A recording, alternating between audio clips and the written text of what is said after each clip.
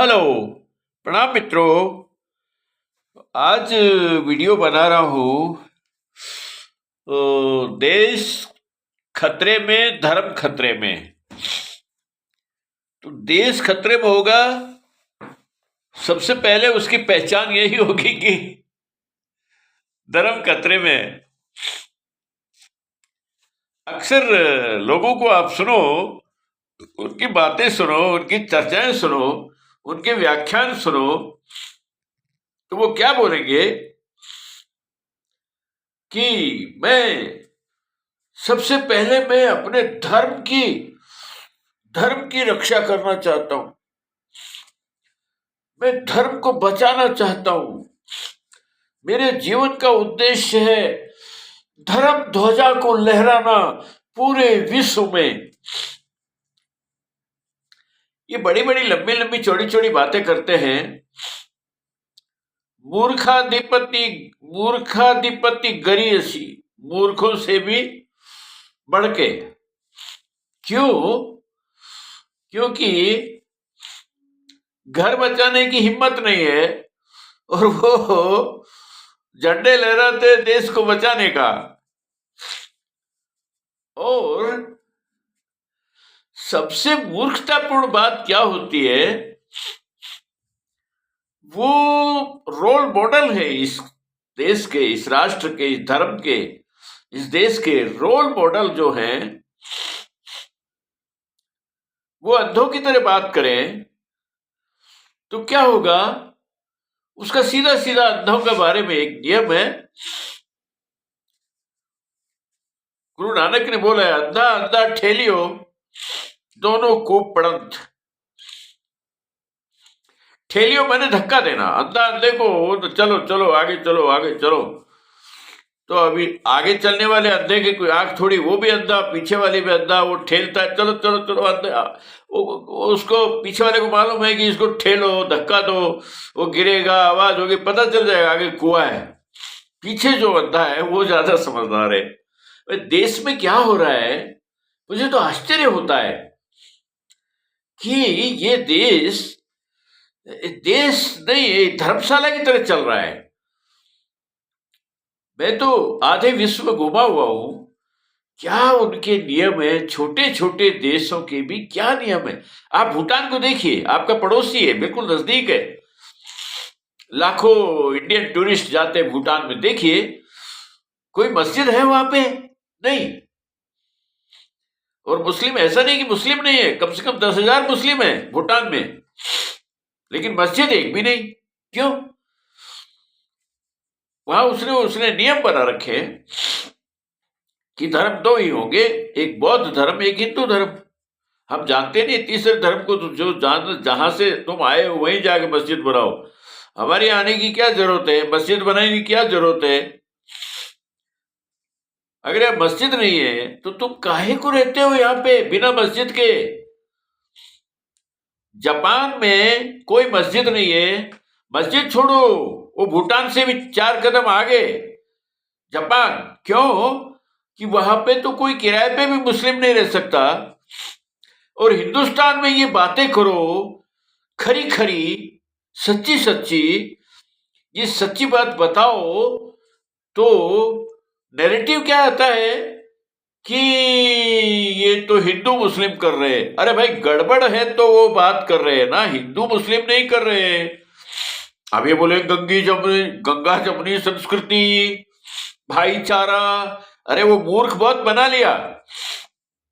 ये हाईटेक का जमाना है, इसमें अभी मूर्ख बनाने का कोई चांस नहीं। अपनी औकात में रहो और इस देश के हिसाब से रहो। जहां जहां भी कहीं भी जाते हैं वही उपद्रव मचाते हैं। इनका पहला जो एजेंडा है, जो पहले अंडरग्राउंड इनकी मैकेनिज्म है, वो है उपद्रव करो। अजीब पूरे विश्व में चल रहा है और पूरा विश्व को शर्म भी नहीं आती कि ये खुल्लम खुल्ला तलवार तुम्हारे गर्दन पे रख रहे हैं और इनको रखने दे रहे हो धर्म के नाम पे। ये धर्म है? ये अगर धर्म है तो कोई बताओ कि अधर्म क्या होता है। मुझे कोई रुचि नहीं है किसी के धर्म को अधर्म कहने का, लेकिन धर्म के नाम पे कुकर्म चलेगा, धर्म के नाम पे अधर्म चलेगा, मुझे जो साफ साफ दिखाई देता है वो मैं बोलूंगा।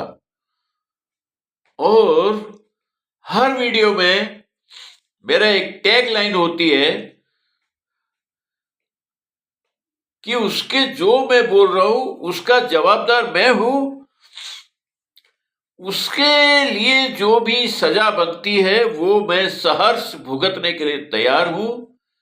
और मैं जो बोलता हूं अपने पूरे होशो हवास में जाग के बोलता हूं, और मुझे कोई बरगलाने वाला नहीं, कोई सिखाने वाला नहीं, कोई बुलवाने वाला नहीं। जो बोलता हूं अपने अंतःकरण से बोलता हूं, अपनी आत्मा से बोलता हूं। और आत्मा से जो आवाज है वो मेरी आवाज नहीं है। आत्मा आत्मा सो परमात्मा, वो परमात्मा की आवाज है। और वो शायद परमात्मा ही मुझसे बुलवा रहा है। परमात्मा अच्छे अच्छे काम करवाता है। लोग क्या, धार्मिक लोग क्या कहते हैं, नकली धार्मिक, परमात्मा तुम्हें सद्बुद्धि देता है, अच्छे अच्छे काम करो। अब जिस काम को मैं कर रहा हूं और उसको तुम बुरा बता रहे हो, तो भाई वो भी परमात्मा करा रहा है, जेल में डालो। मेरी क्या औकात। मैं एक नंबर का कायर आदमी था, अभी तो नहीं कह सकता, एक नंबर का डरपोक। जो भी गलत गलत, जो भी बुरा बुरा होता है वो सब एक नंबर का था। मैं कोई हल्का फुल्का नहीं था। मेरे भाइयों ने मुझे धमकी दी। जो भाई मेरी एक धमकी घुड़की के ऊपर चड्डी गीली हो जाती थी, मूत देते थे, पेशाब कर देते थे। वो एक ऐसी स्थिति आई कि सारा परिवार एक तरफ और मैं अकेला एक तरफ, और उन्होंने मेरी जमीन जायदाद सब लूट खसोट कर ली। मेरे माँ बाप को भी मेरे खिलाफ कर दिया, बहका दिया। और वो माँ बाप उनके पास रहते थे। मैं इसलिए बता रहा हूं, मैं कोई पारिवारिक छिद्रान्वेषण का समर्थक नहीं हूं, लेकिन एक कायर से कायर आदमी, एक डरपोक से डरपोक आदमी आज गलत लोगों के खिलाफ जूता लेके खड़ा हुआ है।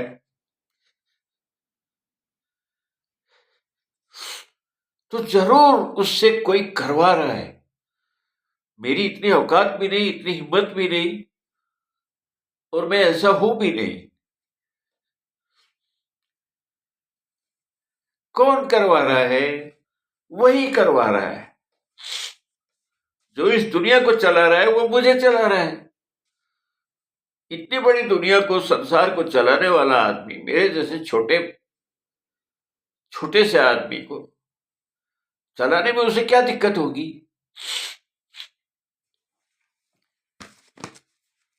धर्म के ऊपर कुछ बोलने की, कुछ छिद्रान्वेषण करने की, कुछ बुराई करने की, उस दाल में से कुछ कंकड़ निकालने की मेरी बिल्कुल इच्छा नहीं है। मैं केवल बताना ये चाह रहा हूं कि ये धर्माचार्य क्या कर रहे हैं। इनको पहले से पाठ पढ़ा हुआ है, बड़े शांति से रहो, मौज में रहो, मस्ती में रहो, एक सम्राट की तरह रहो। बाढ़ में जाए दुनिया, आग लगी बस्ती में, और मौज करो तुम मस्ती में। ये इनका सिद्धांत है। ये कौन सी, कैसे कैसे धार्मिक लोगों को हमने सर पे बिठा रखा है, रोल मॉडल बना रखा है। ना इनको धर्म की चिंता, ना इनको देश की चिंता, और ना ये अखबार पढ़ते हैं। आप इनके ईमानदारी से पूछो तो ये बोलेंगे कि अखबार पढ़ना कोई हमारा काम है क्या? ये देश की बुराई करना कोई हमारा काम है क्या? इनसे पूछो तो ये बोलेंगे हमारा काम तो धार्मिक साधना, धार्मिक विचारों को फैलाना, प्रवचन देना, ये हमारा काम। अब प्रवचनकारों से पूछो तो उनको रोजमर्रा की जिंदगी से कुछ लेना देना नहीं। एक सूत्रीय कार्यक्रम क्या है, कैसे लोगों को मूर्ख बनाए, उनको कहां धकेल रहे, हम कौन से अंधे कुएं में धकेल रहे, इनको कोई लेना देना नहीं। इनको कोई प्रेम नहीं उनसे कि किसी की गरीबी दूर हो जाए, कुछ ऐसा व्याख्यान दो, किसी की जिंदगी सुधर जाए, कोई मतलब नहीं है। हाउ टू अर्न मनी, एक कथा के इतने लाख रुपए फीस है, बस वो दे दो और तुम जानो तुम्हारा काम जाने। मैं कहता हूं अभी फिल्म का तो एक झूठा मूठा सेंसर बोर्ड बना रखा है, वो भी कोई सच्चा, वो भी कोई आदर्श, कोई अच्छा सेंसर बोर्ड नहीं है। सेंसर बोर्ड अगर होता तो हिंदू धर्म के खिलाफ जो एजेंडा चलाया जा रहा है बॉम्बे की फिल्म इंडस्ट्री में, उसके एक एक कारण गिना लगूंगा तो वीडियो बहुत लंबा होता है, लंबा वीडियो कट जाता है बीच में, ना वो अर्ध सत्य होता है। तो ये भी मुझे ध्यान रखना पड़ता है कि वीडियो लंबा नहीं होना चाहिए। वो पूरा का पूरा नैरेटिव अभी भी चल रहा है कि बस एक धर्म का ठेकेदारी, कि बस उसमें तो जन्मजात कलाकार पैदा होते हैं और धार्मिक व्यक्ति तो बस वही होते हैं। एक फरिश्ता आता है टोपी लगा के गोल गोल, और वो मिलता है दुखियों को और उनके दुख दूर हो जाते हैं। कोई पंडित, पुजारी, कोई भगवाधारी, ना ना ना, वो दिखाया तो ये देश का जो सांप्रदायिक सौहार्द है वो टूटेगा। अरे तुम क्या, कौन सा नैरेटिव लेके इस देश में चल रहे हो? देश हमारा, मेरे गांव में एक कहावत है, आई थी छाछ मांगने के लिए, किसान के घर में एक गरीब औरत छाछ मांगने आई थी और वो घर की मालकिन बन के बैठ गई। क्यों? किसान बुद्धिहीन और छाछ मांगने आई थी वो बुद्धिमान, 420 चालाक।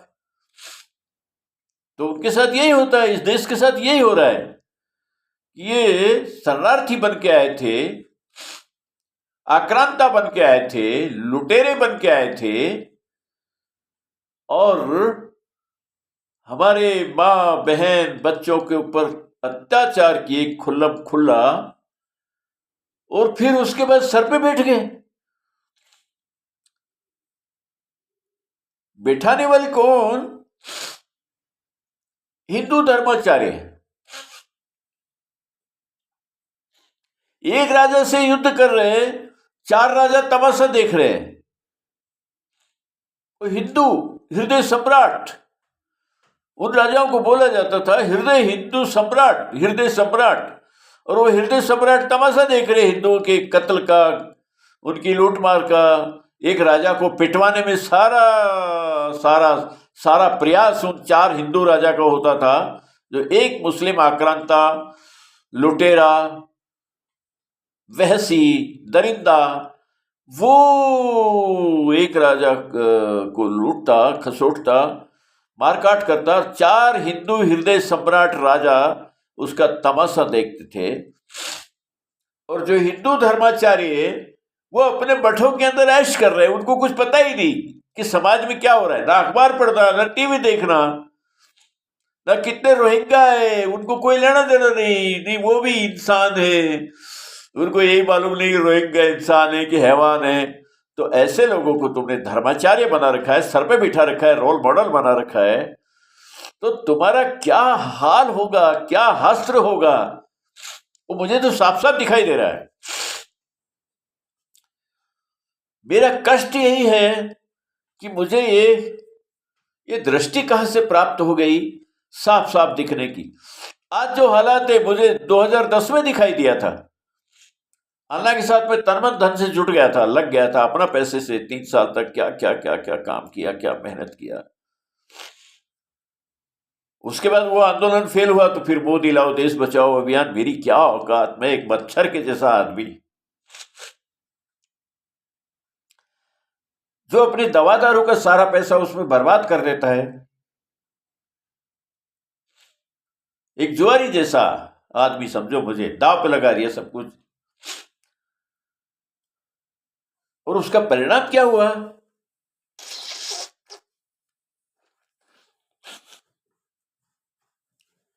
कि जानलेवा बीमारी हो गई, हार्ट बाईपास कराना पड़ा। वो बच्चे तो पहले से मुझे बोलते थे, बच्चे बड़े समझदार है मेरे, मैं बुद्धू आदमी हूं, कि पापा कल को बीमारी हो गई तो क्या करोगे। क्या करेंगे, अभी 60 से ऊपर हो गए, बस अपने चले देंगे, अपना रास्ता देखेंगे, अगला जन्म देखेंगे, जो कर लिया जो कर लिया। लेकिन बच्चों का बड़ा प्रेम है मेरे ऊपर, तो उन्होंने वो हार्ट बाईपास करवा दिया कुछ कैसे भी करके। उनके पास तो बहुत पैसा है, मेरे पास नहीं है। उन्होंने अपनी मेहनत से, मेरा काम था उनको खड़ा करना, उनको खड़ा किया उन्होंने, अपनी मेहनत की, एफर्ट से, अपनी मेहनत से, लगन मेहनत से आगे बढ़ गए। बहुत पैसा है, पर मैं नहीं कहता बहुत पैसा है तुम मेरा इलाज करो। फिर भी उन्होंने किया, ठीक है, जो किया। तो अब मैं अपने देश के लिए काम कर रहा हूं।